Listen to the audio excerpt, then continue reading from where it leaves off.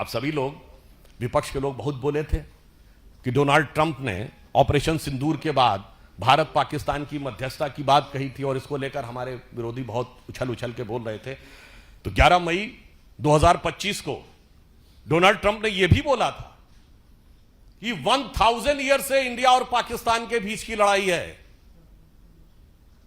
और कश्मीर उससे जुड़ा हुआ मुद्दा है।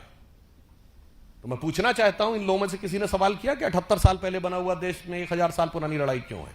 ये वही 1000 साल की लड़ाई है जिसका 1000 साल आपको दिखाई पड़ रहा है। और ये मैं केवल अपने मन से नहीं कह रहा हूं। पूछिए पाकिस्तान की सरफेस टू एयर मिसाइल का नाम क्या है? Ghazni. Air to air missile का नाम बाबर। दूसरी मिसाइल का नाम गौरी। इसलिए जो इस देश में बैठकर मैकाले के मानस पुत्र और मार्क्स के मानस पुत्र, यानी जिनके दिमाग में एम फैक्टर बहुत घुस गया है, the Macaulay factor of 19th century and the Marxist factor of 20th century, और कुछ और भी आप लोग सोच रहे होंगे, तो आपकी बुद्धिमत्ता पे मुझे पूर्ण विश्वास है। तो उसका उत्तर भी एम फैक्टर ही है, यानी मोदी फैक्टर।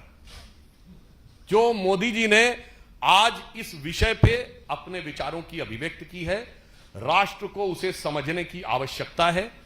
और इसलिए मैं कहना चाहूंगा, प्रधानमंत्री जी ने यह बात कही है कि यह अमृत काल है 22 वर्ष का, और 22 वर्ष बचे हैं उसमें, 25 वर्ष का, और यह वो आधार बनाएगा जो 1000 साल तक भारत का मार्ग प्रशस्त करेगा। मगर उसके साथ साथ उन षड्यंत्रों, धूर्तताओं और कष्टों को भी याद रखने की जरूरत है जो हजारों साल से भारत पे हुए हैं।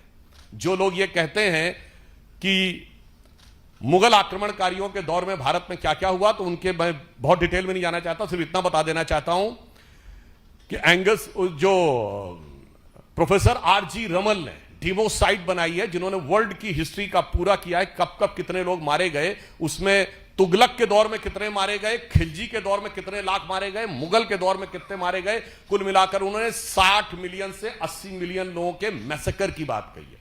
विल डुरांट ने हिस्ट्री ऑफ सिविलाइजेशन में लिखा है, the Muslim conquest of India was not one of the bloodiest, he said was the deadliest.